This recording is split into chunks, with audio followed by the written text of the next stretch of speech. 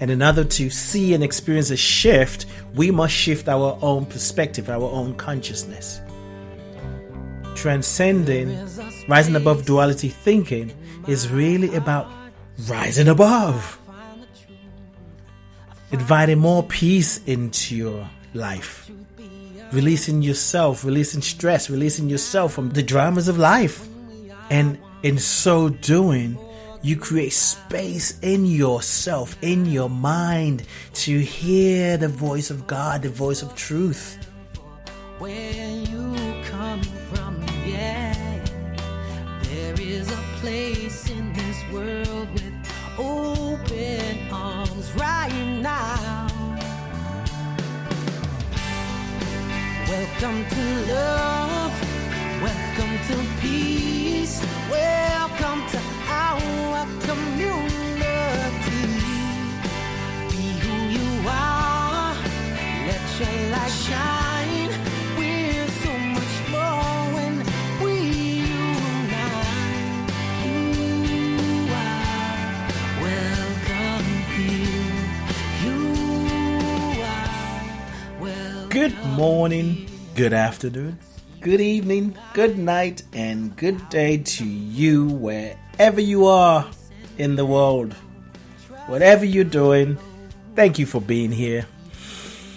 Welcome to another episode of Being You, the journey back to yourself.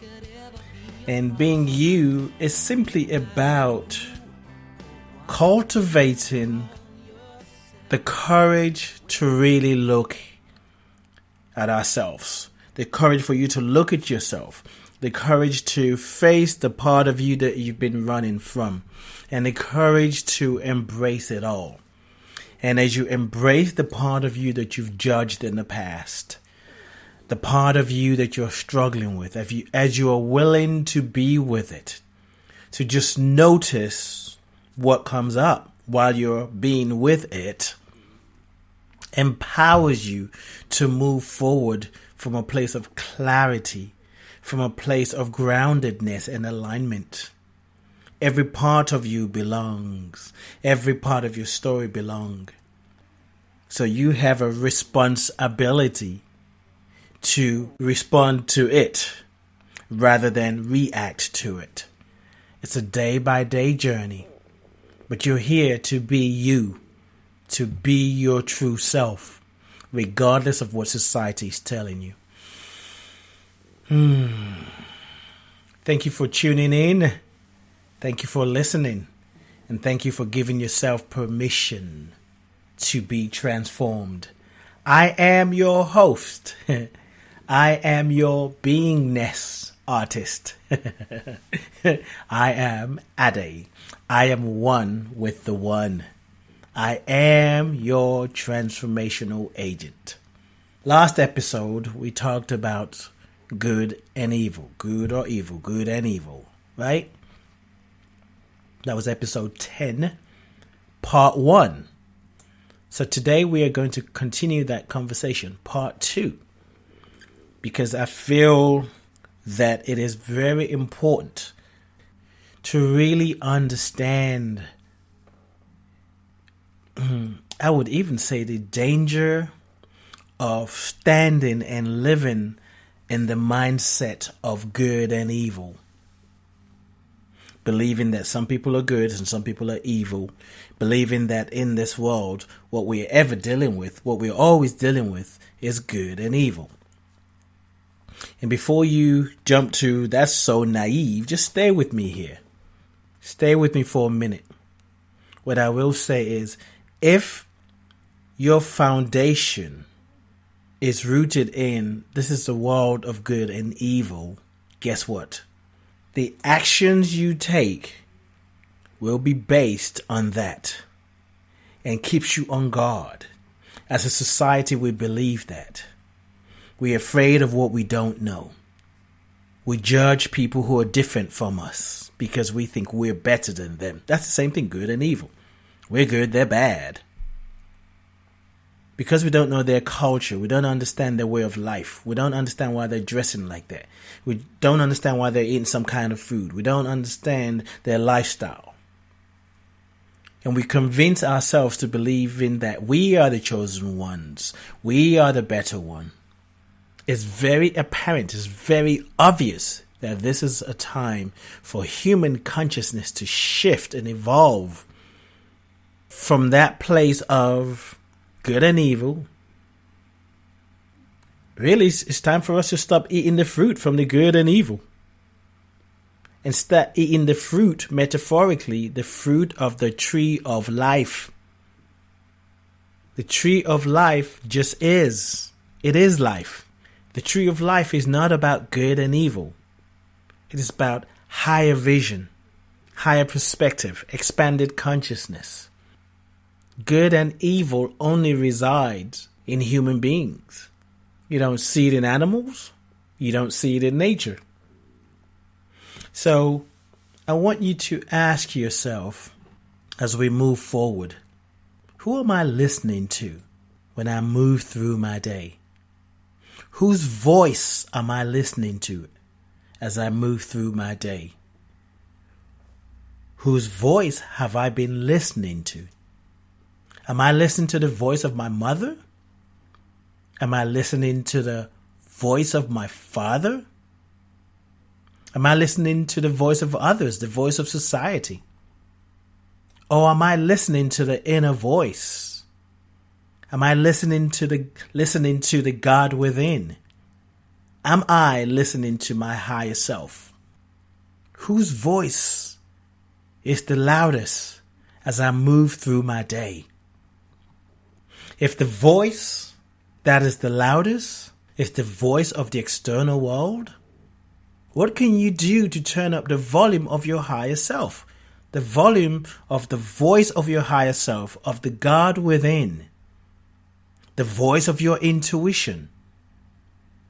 What can you do on a daily basis to make sure the voice of the God within, the voice of your intuitive self is the loudest? The voice of the God within, the voice of your intuition, the voice of your higher self, whatever works for you, will always inspire you to rise above, to rise up, to rise above and see from a higher perspective, to see from the perspective of oneness. When your foundation, when you're rooted in the idea of good and evil, you're constantly ready for battle between good and evil. And you can try this out for yourself. None of what I'm saying is said for you to just take it for face value. Try it out. Apply the principles and listen to your own heart. Everything that I'm about is about that. It's like I share what I share. I give you what I got. I give you what I'm downloading. Apply it. And if it doesn't work for you, let it go. If it works for you, keep doing it. When you buy into the good and evil, this dualistic thinking, and your protection is, well, if I don't think like that, I'm going to be vulnerable. Well, you're either going to be vulnerable or you're constantly on guard. You're just constantly stressed out. You're worried who's going to take from you right now, who's going to attack you. So you're tense.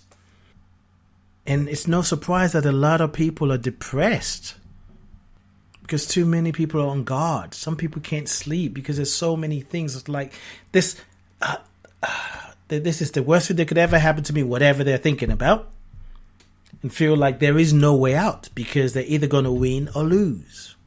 They're either going to succeed or fail. We believe someone is against us. We believe life is against us. So we lose sleep over it. But there is another place you can be. And that place, that space is always inviting you to rise up, to come higher. And yes, you're going to have to give up some things. That's why too many people don't want to change, because they don't want to give up. There's some things they don't want to give up, and they're afraid of who they're going to be when they give up a belief system, an idea, a behavior, a group of friends. Like, who am I going to be when I give that up? They're afraid of the unknown. When you believe in good and evil, the unknown is the evil. and what you know is the good. And when we live in a society that believes in good and evil, we don't even think twice about bombing human beings. We don't think twice about going to war. And if we target the person, the people, the group that we consider to be evil, and at the same time we end up wiping out other people who are not part of the group, whether it's an attack on another country, whether it's an attack on a community, whether it's an attack on a race of people, whether it's an attack of sexual orientation, we call it collateral damage, just part of the process. And when we live from that, we are going to constantly make sure we stay on guard and be the ones that are never going to be bombed out.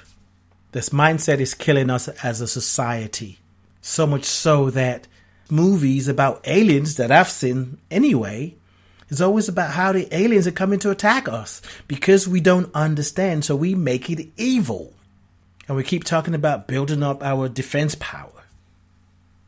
We do it in relationships. When people going through a divorce, you see the other. You see your husband, you see your wife as the bad one, as the evil one. Same thing. Bad, evil, self-centered, same thing. So selfish, same thing. He's the selfish one. She's the selfless one. We draw a line in the sand and issues don't get resolved because even if the person you perceive to be the self-centered one suddenly decides to say, you know what? I'm done with this. You probably won't hear that because you're like, I'm done with it. I'm done with it too. And then the change it to is like, what do you need? Well, what I need is, now this person's already surrendered, but you can't hear it because you're still projecting, you're still judging them, you're still labeling them as the self-centered one. What I need is for you to come take care of your kids or send the money or whatever the case may be. If we don't shift, we don't see the shift. And in order to see and experience a shift, we must shift our own perspective, our own consciousness. Transcending, rising above duality thinking is really about rising above. Inviting more peace into your life. Releasing yourself, releasing stress, releasing yourself from the dramas of life. And in so doing, you create space in yourself, in your mind, to hear the voice of God, the voice of truth. To shine the light of truth. And when you shine the light of truth, you're not afraid to welcome the unconscious part of yourself because you are the light. And you're exposing something in yourself. It's not there to attack you.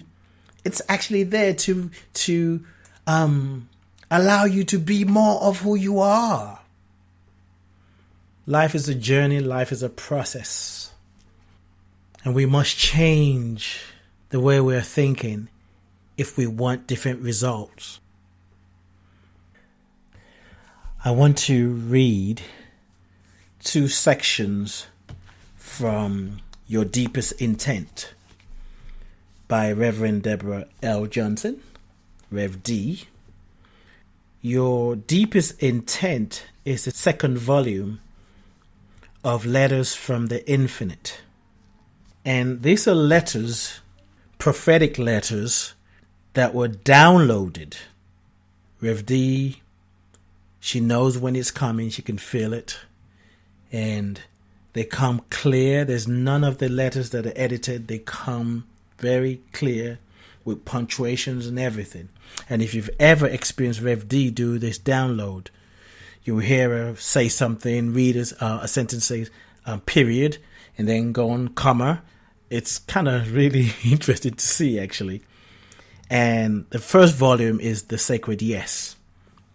The Sacred Yes, Letters from the Infinite. I strongly recommend these books because they will empower you to rise above. Too many people are living in the world and being of the world, and they can't see a new world. They can't experience a new reality, and they're gung-ho about blaming other people for their demise. So this chapter not surprising, is transcending duality. You can really do it, and you don't even need to be a monk. So I'm going to read section 3 and section 4. So this is section 3. Have compassion. Move beyond labeling people as good or evil. That's the subtitle. Your world needs more understanding. Your world needs more compassion. Your world needs a greater sense of harmony and unity. Your world needs to move beyond this wholesale labeling of people as good and others as evil. It is the ones who perceive themselves as good who, in fact, label the other ones evil. However, as you well know, everyone is thinking the same about the other. So the ones who think that they are good are calling the other ones evil. However, the ones that they are calling evil perceive themselves as being good and consider the other ones, those who think of themselves as good, to be the ones who are truly evil. This is a vicious cycle. The answer to this dilemma is not, will the real evil one please stand up? Any more than it is, will the real good one please stand up? Life is not so either or. Life is and. It is the and that you must be able to live with. Section 4. It is not your place to judge, especially not by appearances. What do I mean when I say this? You are so busy trying to distinguish yourselves one from another that you get into a tremendous amount of judgment and condemnation about what each other is doing. It is not your place to judge. You can't tell what is really going on in someone else's life. You can barely figure out what's going on in your own life. You must move beyond the tendency to want to draw opinions based upon limited information. No matter how much you think you may know about someone else's attitude, feelings, actions, or behavior, you still are not privy to the private goings on of their heart, which includes their mind. Therefore, it is incumbent upon you to not get stuck in formulating and acting upon the opinions that you gather strictly through your human observations. There's so much more than that which meets the eye. As you well know, there are at least 2 sides to each story. And then there's the truth. Well, we are here to be about truth.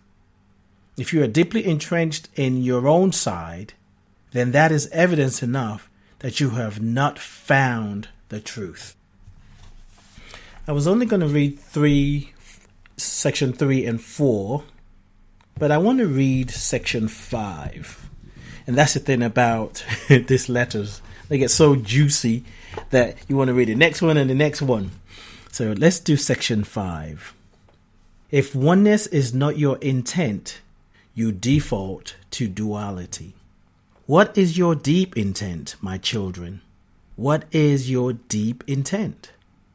Is your intent to have a win-win for everybody? Is your intent to embrace your fellow human beings of all walks and stations in life as equal to you in stature and nature? Is it your intent to live the life that you have been ordained to live even before this incarnation came into being? Is your intent to be an harbinger of goodwill and an ambassador of peace? Are you willing to clear out the rubble, the weeds, the thorns, the thistles, and the rocks from your own consciousness so you may create the fertile soil for these seeds of oneness to germinate and grow to complete fruition? What exactly is your intent? Remember that if you don't have the intent of oneness, then you will always revert to the default position, which was defined in the beginning of this letter as duality. It is duality. Ultimately, duality. Dualistic thinking can only get you so far. If you have bought into dualistic thinking, then you are fighting for your own ego's limited perspective of what it needs to preserve itself. There is a self-perpetuating quality here that cannot be helped because of the way the human psyche operates. Understanding how the human psyche operates is strategic in your ability to work with as well as overcome its gravitational pull and ties. In section 6, which I'm not going to read, the subtitle is, Each of you can be both saint and sinner. You can be the saint 1 minute, and you can be the sinner the next. The idea of being holier than thou is dangerous. Who you perceive to be evil is perceiving you to be evil. So in that thinking, from the point of view of another observer, or speaking of aliens, an alien comes from wherever they live, wherever they are, wherever they reside, and talk to you, and they ask you about the other. And you say, oh, that other is the evil one. And the alien goes, okay, I bear that in mind. I don't know what an evil one means. Okay, but maybe that's the name. And there they have an encounter with the other, and the other tells the alien, you are the evil one. Strange. Alien thinking, well, they both have the same name. So the alien goes back to its territory and say, they're the evil one. But deep down, you believe you're the good one, and that's the evil one. The evil one believes they're the good one, and you're the evil one. In America, you got the right wing. I almost said something else there. And you got the left wing, right? And everybody's fighting for what they believe. Everybody on that wing is trying to prove their own point, arguing for their limitations. And we forget, not even forget, we don't think. Have you ever seen a bird fly with one wing? The left wing or the right wing? The bird needs both to take flight. And we need both. We need each other to take flight. And the left wing and the right wing, they become one. Their intent, the intent of the wings is to move the bird forward. And the wings and the bird actually one. To rise up, to take flight, to move to the next branch. To the next playground. To the next country. To get away from the weather. Because right now it's unbearable here. Everything working in unison. And if we keep criminalizing, demonizing the other, whoever the other is to you, you are not going to take flight. You think you are. Years later you realize, I'm still the same place. It is about a shift in consciousness. And we're being invited to step up, to grow up.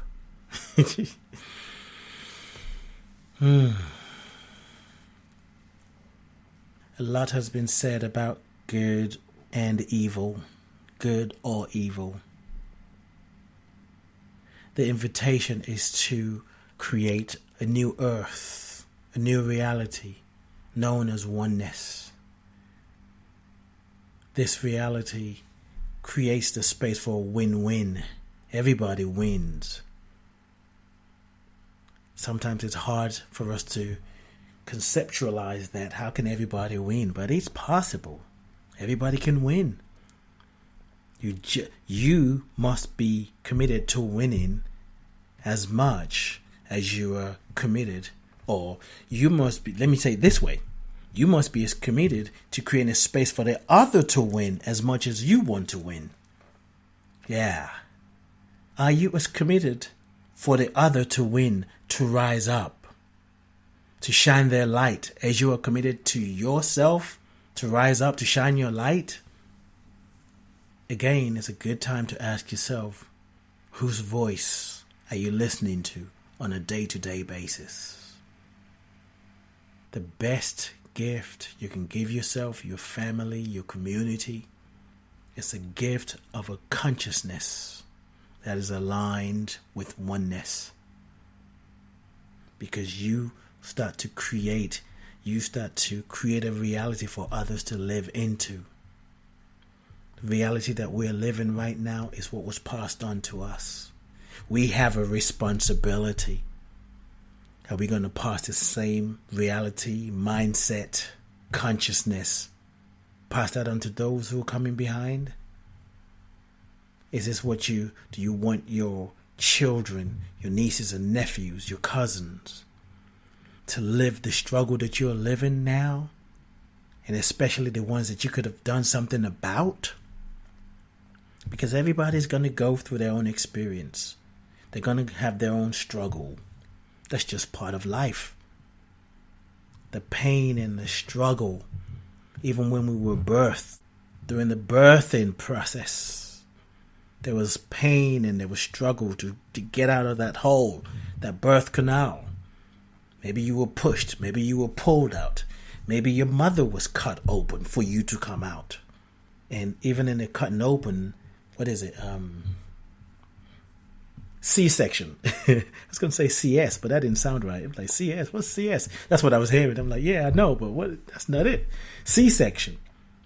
Even the baby feels the pain, whether the mother was knocked out or not. The body remembers. Don't forget that. The body remembers. Don't forget that.